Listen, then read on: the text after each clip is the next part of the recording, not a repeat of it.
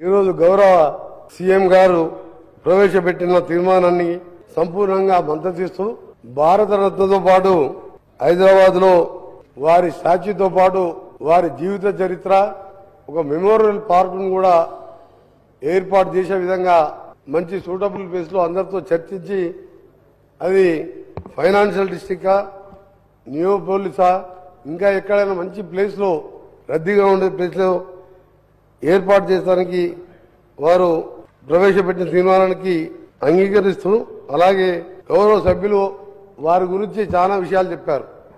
CM గారు, deputy CM గారు, మా శ్రీధర్ బాబు గారు క్లియర్ గా చెప్పారు, ఉత్తమ్ కుమార్ రెడ్డి గారు చెప్పారు. అన్నిటికి మించి ఆయన ప్రపంచం మెచ్చిన ఆర్థికవేత్త, సంస్కరణలతో దేశాన్ని అభివృద్ధి బాట పట్టించిన గొప్ప నాయకుడు, ఎన్నో అద్భుతమైన చట్టాల రూపకర్త. ఇవన్నీ ఒక ఎత్తు అయితే రాజకీయాల్లో ఉండే నాయకులు ఎంత ఉన్నాగా వ్యవహరించాలో చెప్పిన అరుదైన నాయకుడు స్వర్గీయ మన్మోహన్ సింగ్ గారు. ఇవాళ రాజకీయ నాయకులు హిందువులు, ముస్లింలు, క్రిస్టియన్స్ అని మతాల పేరుతో రాజకీయాలు చేస్తున్నారు.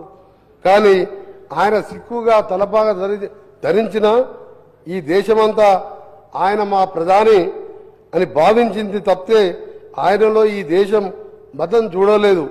అదే నిజమైన భారతీయత.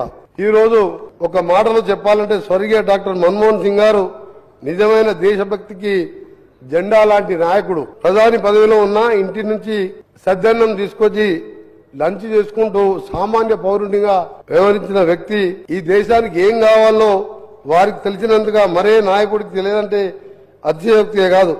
1991లో ఈ దేశం బంగారం కుదవబెట్టి అప్పు చేయకపోతే నడవదనే స్థితి నుంచి 4 ట్రిలియన్ ఎకానమీకి తీసుకొచ్చి ప్రపంచంలో అతిపెద్ద ఆర్థిక శక్తిగా మలచిన ఘనత కేవలం మన్మోహన్ సింగ్ గారిది అంటే ఆశ్చర్యం పోనవసరం లేదు. 1991లో విదేశీ వస్తువుల కొనుగోలు శక్తిలో ప్రపంచంలో చివరి స్థానంలో భారత్ను 2014లో 3వ స్థానానికి చేర్పించారు. 2014 నుంచి ఇప్పటికీ 3వ స్థానంలో ఉన్నాం మనం. ఆయన ఒక సందర్భంలో అందరూ యాక్సిడెంటల్ ప్రధాని అంటుంటే ఆయన యాక్సిడెంటల్ ప్రధానే కాదు, యాక్సిడెంటల్ ఫైనాన్స్ మినిస్టర్ అని కూడా చలోక్తిగా ఆయన ఒప్పుకున్నాడు, ఆయన నిజాయితీగా. అలాంటి నిగర్వి డాక్టర్ మన్మోహన్ సింగ్ గారు ప్రధానమంత్రిగా 2004 నుండి 2014 వరకు 10 సంవత్సరాలు.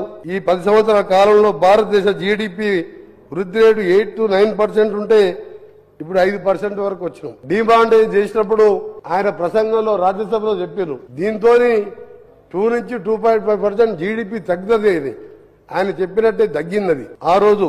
నిజంగా అలాంటి నాయకుడు ఈరోజు లేకపోవడం చాలా బాధాకరం.